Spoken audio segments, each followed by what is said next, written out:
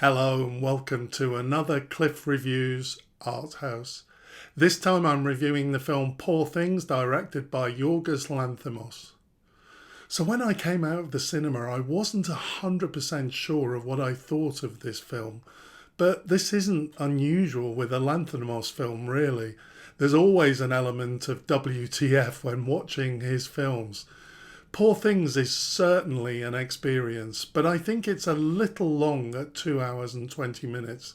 That said, it does have an epic quality where we effectively see Bella grow up from effectively a baby to a mature adult. It feels like we're taken on this long journey, emphasised by the fact that the film takes us to different countries as Bella has these different experiences. I really like the transition from black and white to colour. The early scenes like an old Frankenstein film as Bella is created.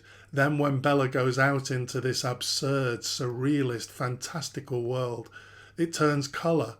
The sets do look amazing, shot with a range of wide lenses. It almost feels a bit like a topsy-turvy world. I do wonder whether so much use of these lenses, as was the case in The Favourite, whether it starts to feel a little bit gimmicky. But I don't think this is the case, actually. I saw this at one of the big cinemas in Leicester Square in Dolby Vision. It's a real feast for the eyes. Definitely one to see on the big screen if you can. The acting in this film is fantastic. I always enjoy Emma Stone's performances, but I think she really excels here. Willem Dafoe and Mark Ruffalo are both fantastic too. In terms of the themes and layers of meaning, I think Poor Things is extremely rich, not least the idea that Bella is somehow a mix of both mother and daughter. Bella has a charming innocence, even with a rawness, directness, and perhaps even vulgarity. Like a child, Bella doesn't know the rules. There's something refreshing about her innocence. Obviously, she has an adult body, so she very much explores her sexuality with that innocence. During the film, I did wonder if there were some ethical issues not adequately explored in terms of consent and Bella's agency. Her mental state and understanding of life are that of an infant, despite her adult physical form. It is provocative, but it could be argued that it does make us think about these important issues. In the end, Bella develops so quickly that I did feel that the point became moot. And in fact, she does have complete agency in terms of her sexual exploration. Another question mark that I had relates to the fact that this film is very much shot through the male gaze. There's a lot of sex in this film, and I think it is worth asking the question whether it overly caters to a male perspective. After seeing Nina Menkes' amazing documentary Brainwashed, I'm super sensitive to this in films now. We do see a lot of Emma Stone having very explicit sex.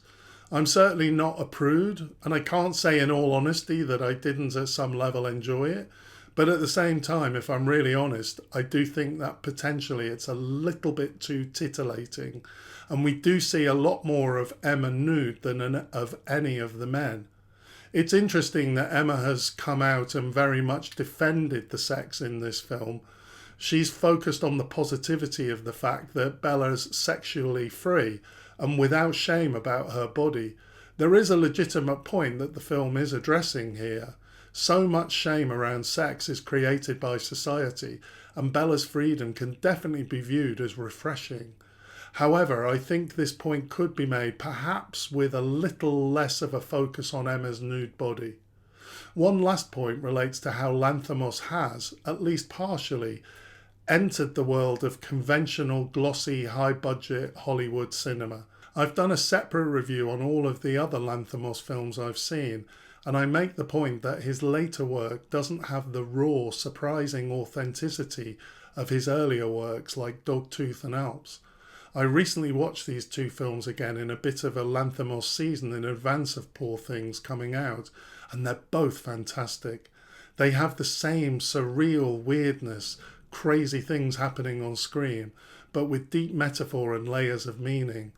This isn't actually a complaint. I think Lanthimos is developing as a filmmaker in an interesting way, I just think that the early work has that element of surprise that these later works don't have. To this extent, I did feel sometimes that the Frankenstein animals and the fake horse with the carriage felt a little bit like forced weirdness, whereas the weirdness in his early films feels much more organic.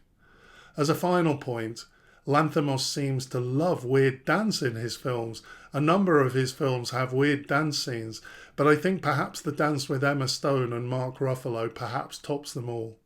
In conclusion, I think that Lanthimos films are genuinely amazing. They're not always easy to watch, and they're all weird and often provocative.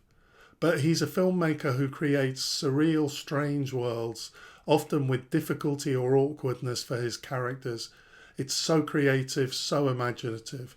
And more than this, his films have layers of meaning that do leave you thinking afterwards. Poor Things does all of these things. Be ready for weird and strange, but I do highly recommend this film. Thanks for watching, and I'll see you next time.